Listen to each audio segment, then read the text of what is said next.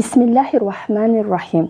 İmam Baqir əleyhissalam Allahın Rəsulunun sallallahu aleyhi və səlləmin belə buyurduğunu rəvayət edir. Mömin necə də gözəldir. Allah Taala onun üçün nəyi qərar versə, həmişə onun üçün xeyirlidir.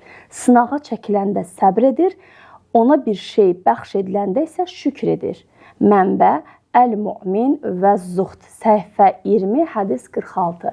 Salam, hər vaxtınız xeyir və bərəkət dolu olsun İslami Dəyərlər verilişinin izləyiciləri. Bugün yenə bir daha sizlərlə görüşə gəldik. Gəldik ki, yeni bir mövzunu müzakirə edək. Mövzumuz bağışlanmadır. Bəli, mövzumuzu müzakirə etmək üçün isə qonağımız ilahiyyatçı Şəhanə Həsənlidir. Xoş gördük Şəhanə xanım. Xoş gününüz. Çox sağ olun dəvətiniz üçün. Təşəkkür edirik biz də sizə ki, dəvətimizi qəbul edib və verilişimizə gəldiyiniz üçün. Şəhanə xanım, öncədən vurğuladıq ki, mövzumuz bağışlanmadır. Bağışlanma mövzusu o qədər geniş bir mövzu. Bəlkə neçə veriliş çəksək, ardıcıl çəksək belə sanki silsiləvi bir mövzu olar. Amma biz verilişimizin zamana, vaxta görə sığdırsaq, qısa bir zaman ərzində izləyicilərimizə çatdırmalı olduğumuz bir mövzu olduğuna görə də istədik ilk olaraq elə sualımız belə olsun. Biz ki, bağışlanmadan danışacağıq. İlkin olaraq görək ki, İslamda bağışlanma dedikdə nə nəzərdə tutulur? Yəni, bağışlanma nədir? Demək, özünüz də vurğuladınız. Çox böyük bir mövzudur. Bəli. Məsuliyyətli bir mövzudur. Yüngül belə ələ alsaq, bağışlanma insanın ehtiyacları sırasındadır ki, Quran, peyğəmbərlər məhz bu əməli yerinə yetirmək üçün ömür boyu çalışıblar. Ki, bütün bu cəhdlər, ibadi formalar, əziyyətlər insanın bağışlanması üçündür. Yəni, bunu əldə etmək üçün biz ömrümüzü sərf edirik. Bu ciddi bir şeydir, bağışlanmaq. Mən istərdim ki, sözümə bir İslam aliminin duası ilə başlayayım. Çox qəşəng bir duası var bağışlanmaq haqqında. Belə deyir, ey Allahım, mən sənə dönürəm, səndən başqa pənahım yoxdur, deyir. Mən zəif bir qul, sən isə bağışlayan və mərhəmətlisən. Sən bağışlamasan, kim bağışlayacaq? Mənim ürəyim peşimandır, gözüm yaşlıdır, dilim isə dua içindədir. Sən məni bağışla və əffinlə qəlbimi rahatlat, deyir. Məhz bu dua o qədər belə sevərək belə oxuduğum, içimə yatan dualardan biridir. Baxın, duanın içərinə baxanda duanın sonunda deyir ki, sən bağışla ki, mən rahatlanım. Bağışlanma bir insanın rahatlanması gərəkən mənəvi bu dünyada, psixoloji, mənəvi və axirətdə də həyatında, yəni axirət həyatında rahatlığa çata biləcək. Rahatlıq nədir? Yəni orada onun cənnətlə qovuşması, orada onun qəbr əzabından tutmuş, məhşər əzabına qədər görməməsidir də rahatlıq. Yəni budur. Onun nə olmaması üçün sənin bağışlaman deyir labüddür. Amma biz bağışlanmanı belə ələ ala bilsək ki, bağışlanmaq üçün nələri etməliyik? Əgər siz məndən bunu soruşsanız, biz bunu belə alacaq. Bağışlanmaq üçün ilk etməli olduğumuz və bilməli olduğumuz ilk şey tövbədir. Məsələn, mən namazlarımı vaxtına qılmıram. Məsələn, mən göz zinası edirəm, mən fiziki zina edirəm, mən sələmə pul verirəm və yaxud da haram yerdən çörək qazanıram, mən bir nə şər atmışam. Bunlar nədir? Bunlar bizim əməllərimizdə olan günahlardır. Bizim sol dəftərimizə, Quranın təbiri ilə, bilirsiniz, əməllərimiz sağ və sol çiyinlərimizə yazan iki möhtərəm mələklər var. Sol əməl dəftərimizə yazılan günahlardır və bunların silinə bilmə ehtimalını bizə Quran, hədislər çatdırır ki, siz bunları etmənizə rəğmən, siz tövbə etsəniz, yaxşı işlər görsəniz, onlar buradan silinə bilər. Ki, ibadətlər buna vəsilədir, sənin istəyin buna, bilməyin buna vəsilədir. Məsələn, baxın, ilk insan Adəm və Həvva, onun oğlanları, Habil və Qabil nə edir? Qardaşını öldürür. Sonra nə edir? Onu öldürməyin cəzasının axirətə qalmaması üçün səmimi şəkildə Allaha dua edir, yəni tövbə edir, peşiman olduğunu dilə gətirir və başa düşür ki, çox böyük bir səhv edir. Bu peşmançılıqdır. O yüzden ilkin etməli olduğumuz bir şey tövbədir. Belə qəşəng xalis şəkildə. O səccadəmizi sərəcəyik. Qəşəng 2 rükətli dəstəmazımızı alacaq. 2 rükətli namazımızı qılacağıq və niyyətimizi salacağıq. Ya Rabbi, mən bu günləri çox qeybət etdim, fərz edək. Mən bu günləri anamın qəlbini qırdım. Mən bu gün namazlara heç səbəbsiz yerə səhlənkar yanaşdım. Mən bugün birinin eybini başqasının yanında açdım. Ki, bunlar dilimizdə xəfif qala bilər, amma uxrəvi nəticələrini Quran işığında görən də çox böyük bir şey olduğunu görür əslində. Bilirsiniz nəyə bənzəyir belə şeylər? Balaca heyvanlar olur, cücülər, nə bilim, tarakan olsun, adicə qarışqanlar. Onu mikroskop altında böyüdəndə, belə şəkillərinə baxan deyirsən, aman Allah, bu nə qorxunc bir heyvan. Amma kənardan çox balaca bir şey görsənir, deyilmi?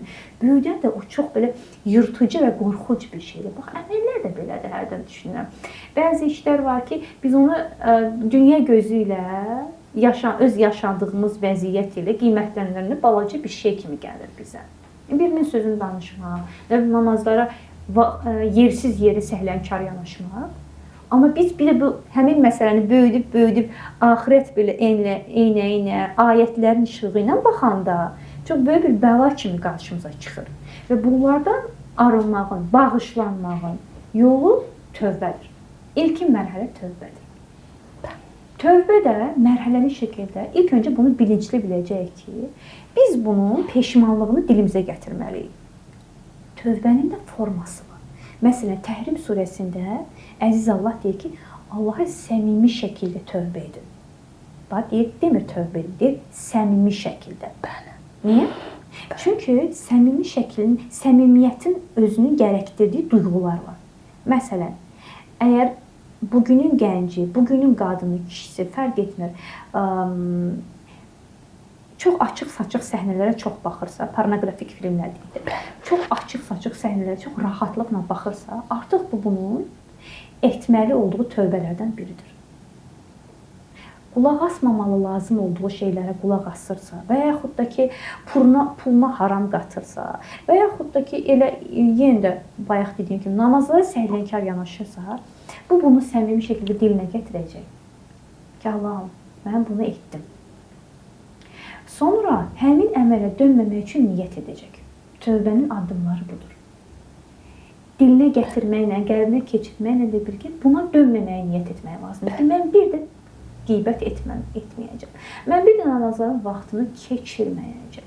Və sonra 2 rükətli gözəl şəkildə namazını qılacaq. Tövbənin şəkli, ədəbi peşimançılıqdır. Yəni, insan peşiman olacaq orada ki, mən bunu etməməliydim, mən bunu etdim. Bu qədər bilgimə rəğmən, bu qədər mənəvi qanunları etməmə rəğmən, mən yenə də həmin səhvi etdim. Həqiqi peşman olacaq orada. Sonra göz yaşı tökəcək. Yəni, çünki insan bir şeyə çox üzüləndə göz yaşı tökür. İstər, istəməz. Yəni, göz yaşı insanın fitri olan bir istəyidir, bacarığıdır və refleksidir. Bir şeyə çox üzüləndə insan ağlayır. Bir şey əlindən itirən də insan ağlayır. Tövbədə də belədir. Biz tövbə niyə edirik? Ya Rabbi, mən bunu həqiqi formada başa düşürəm ki, bu əlimdən çıxdı mı nimət və mən qanunları çeynədim. O yüzden orada o göz yaşının olmasının da mənalarından biri budur. Orada sənin ixlasın ortaya çıxır. Bəli, ondan sonra yəni tövbənin o mərhələlərindən də biri ibadət və ehsana diqqət yetirməkdir. Biz bağışlanmaq üçün nə edirik? Biz bağışlanmaq üçün dedik ki, tövbə etməliyik. Tövbənin də şəkli dedik ki, nə cür olacaq? Şəkli bunu etiraf edəcək səmimi şəkildə. Ya Rabbi, mən bunu səmimi şəkildə etiraf edirəm ki, mən bunu etdim. Sonra gözəl şəkildə dedim ki, onu dilimizlə, qəlbimizlə iqrar edib ibadətimizə yönəlməli 2 rükətli. Əgər kimsə namaz qılsa, çox gözəl. Səccadəsini sərəcək, dəstəmazını alacaq. Bir özünü, papağını yanına qoyacaq, qarşısına qoyacaq, Allah ilə söhbət edəcək, ağlayacaq ki, mən bir də buna dönməyəcəm. İkinci, həmin əmələ niyyəti dönməməyə qoyacaq ki, biz buna bir də dönməyəcəyik. Mən bir də bunu etməyəcəm. Bağışlanmaq istəyir axı. Yəni, bunu niyə edir? Niyə 2 rükətli tövbə namazı qılır? Niyə peşiman olur ki, bir də buna qayıtmaması üçün? Və niyyətində mütləq, amma mütləq niyyətində həmin əmələ qayıtmaması niyyət etməlidir. Və bunun üçün Allahdan güc istəməlidir. Mütləq. Daha sonra, bax, bu tövbənin içini bax, belə doldurduqdan sonra biz ehsan və ibadətə mütləq ciddi formada yer ayırmalıyıq. Məsələn, sədəqələrimizin sayını çoxaldacağıq. Baxın, Peyğəmbərimiz deyir ki, sədəqə ömrü uzadar. Yəni, ömür qədər konkret olan bir yazı, yəni insanın doğumu ilə yazımı, yəni bunun uzandırılmasına və yaxud da qısaldılmasına səbəb olacaq bir əməldir sədəqə. Balaca görsənər, amma çox böyük bir nəticəyə sahibdir sədəqə. Hər hansı bir səhv etmişik, valideynlərimizlə kobud danışmışıq, birinin qeybətini etmişik, sədəqəmizi artıracağıq. Ətrafdakı olan kasıb qonşu, qohum, ya bu günləri artıq sosial mediada tanıdığımız insanlar var, ehtiyac sahibləri var. Özümüzün 15 manatımız varsa, məsələn deyirəm, 5 manatımızı sədəqəyə verməli olacağıq. Daha sonra ibadətlərimizə ciddi yer ayırmalıyıq. Əgər əvvəl ibadətlərimizi vaxtını axsadırdıqsa və yaxud da yalnız gündəlik namazlar qılırdıqsa, bizim etdiyimiz ciddi səhvlərdən sonra artıq əlavə namazlar qılmalıyıq. Oruçlar tuta bilərik, baxın. Gecə namazları qıla bilərik. Yəni, tövbədən sonra etməli olduğumuz işlərdən də biri ibadət və sədəqələrə yönəlməmizdir, ciddi. Və bunlardan sonra, bunların toplusundan sonra həmin o davranışın, həmin o tövbənin, həmin o istəyin səmimi olduğunu dilə gətirə bilərik ki, Quran təbiri ilə nə deyir? Deyir ki, səmimi şəkildə Allaha dua edin, tövbə edin. Təhrim surəsində nə olar deyir? Allah deyir, günahlarınızı bağışlayar. Və səmimiyyət gətirir. Ayənin önü budur. Deyir ki, səmimi şəkildə tövbə edin ki, Allah günahlarınızı bağışlasın. Hər nə etmişiksə. O yüzden yəni o tövbənin, bağışlanmanın mərhələlərini bilmək çox vacibdir. Baxın, bilirsiniz nəyə bənzəyir? Çox sadədir əslində. Bir məsələni çox belə qarma-qarışıq da anlatmaq olar. Bir məsələni çox sadə də anlatmaq olar. Baxın, ərzaqlar ortada olar. Unu olar, digər məhsulu olar. Biz ona əl vurmasaq o yemək olmaz. Eləmi, əziyyət qatacaq. Tövbədə də elədir. Biz təkcə dilimizlə deməyəcəyik. Orada başqa komponentlər olmalıdır. Sənin ora niyyətin qayıtmamaq olmalıdır. Sənin Allaha səmimi duan olmalıdır, göz yaşın olmalıdır, 2 rükətli tövbə namazın olmalıdır, əlavə nafilə oruçların olmalıdır. Kimi bunlar o səmimiyyətin içində olur. O zaman düşünürəm ki, inşallah hər nədə ki səhvə yol vermişik, orada onun bağışlanma ehtimalı çox böyük olacaq. Ki, bağışlanmağın bir qolu da ümiddir. Bəli, ümid edəcəksən. Bəli, ki, Quran deyir, yəni Quran bizə başlı başına müsəlmana öyrədir ki, ümidini kəsmə Allahdan. Ümidini yalnız Allahdan üz döndərənlər və yaxud da şeytanın vəsvəsəsi ilə, o daxili belə qaranlıq iç səsimizlə bizi Allahdan uzaqlaşdıra bilər, ümidsizliyə sala bilər. Yollar artıq bağlandı, Allah bağışlamaz deyə bir hissə daxil oluruqsa, hiss keçiriksə, artıq bu ümidsizlikdir ki, Quran bunu bizə yasaqlayır əslində. Peyğəmbər bizə bunu yasaqlayır əslində. Onların həyatına baxanda bunun olmadığını görür. Daim ümid içində olasın ki, mən bağışlana bilərəm. Bəli. Deyir ki, nə deyir? Dünənin deyir günahına bugün tövbə etməmisənsə, sabahın deyir, sabaha ümid ilə baxma deyir. Dünənin günahına bugün tövbə etməsən ki, sabaha ümidlə baxasan. Onun üçün sənin dünən keçmişdə etdiyin hər nədirsə, valideyn hüququndan tutmuş, ailə hüququndan tutmuş, qazandığın pulun halal haramından tutmuş, yəni bütün, yəni ictimai etikalardan, yəni həyatına dair olan hər bir şey, səhv addım nədirsə, kiçik, böyük, hər nədirsə, o sənin səmimi şəkildə dilinə dolanacaq, qəlbində yer eləyəcək, qəlbindən onu silərsən göz yaşından və ümidlə baxacaqsan ki, Allahım, sən bunu bağışlayacaqsan. Bir də, yəni qısacası ələ alsaq bağışlanma nədir? İlkin mərhələsi nədir? İlkin mərhələsi budur. Bəli. Tövbə, səmimi tövbə və ümid. Bəli. Şahanə xanım, ümumiyyətlə vurğuladınız ki, tövbəni etiraf edəcəksən və səmimi şəkildə olacaq. Bunların hamısını vurğuladın. Yenidən eyni şeylərə qayıtmaq istəmirəm. Sadəcə bilmək istədiyimiz daha vacibdə bir şeylər var ki, insanlar bəzən düşünürlər ki, görəsən mən bağışlandım ya yox. Yəni onlar hardan bilsinlər ki, bağışlanıblar ya yox. Biz bilirik ki, əməllərimizin cavablarının bəzi əməllər var ki, onların cavabları mütləq qiyamət günündə bilinəcək. Bəs biz hardan bilək, necə bilək bu bağışlanma məsələsini? Buyurun. Əslində, əlbəttə bunu elə bir məsələdir ki, bunu yalnız Allah bilər.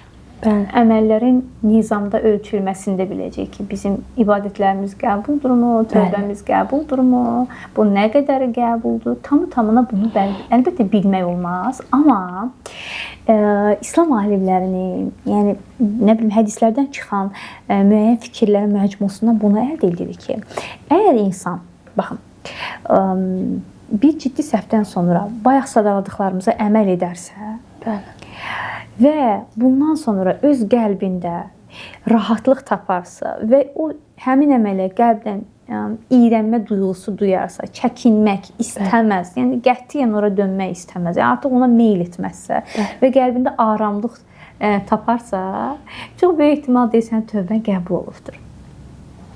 Çox böyük ehtimal sənin tövbən qəbul olubdur. Orada yenə də bax, önəmli olan bənd sənin həmin əməli təkrar etmənə, şövqünə yanaşmamağındır. Və yaxud ondan utanmağındır. Ondan iyrənməyindir. Və bunun nəticəsində tamamilə ondan uzaqlaşmağın və qəlbinin rahatlanması, o belə mənəvi huzuru duymağın, dadmağın sənin o tövbənin qəbul olmasına bir işarələrdən biridir, deyir İslam alimləri.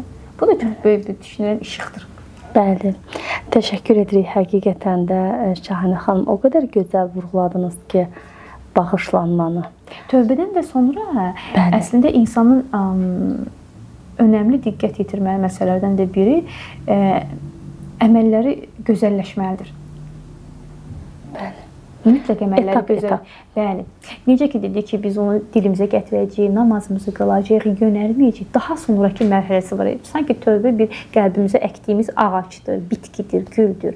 Onun böyüməsi nə kimi ortaya çıxır? Gözəl qoxu. Sənin ədəbin gözəlləşməlidir. İnşallah. Məsələn, sən qeybətə tövbə etmisənsə, mən qeybətə tövbə etmişəmsə, bundan sonraki mərhələ məni qeybət edən görməmələridir. Və bu da kənardan ədəbi gözəllikdir axı. Yəni tövbənin verdiyi, təsir etdiyi məsələlərdən də biri bizim həyatımızın yaxşıya doğru dəyişməsi olmalıdır. Yaxşıya doğru dəyişmirsə, elə olduğu kimi yerində qalırsa, demək ki, orada bir səmimi tövbədən söhbət gedə bilməz. Səmimi tövbədə həyat, əməllər yaxşıya doğru dəyişməlidir. İnşallah. İnşallah. Təşəkkür edirik, bir daha dəvətimizi qəbul etdiniz və bizimlə birlikdə bu mövzunu, bu studiyada müzakirə etdiyiniz üçün təşəkkürlər. Bəli, əziz izləyicilər, mövzumuz bağışlanma idi. Qonağımız isə Şahanə ilahiyyatçı Şahanə Həsənli idi. Sağ olun, salamat qalın. Allah amanında.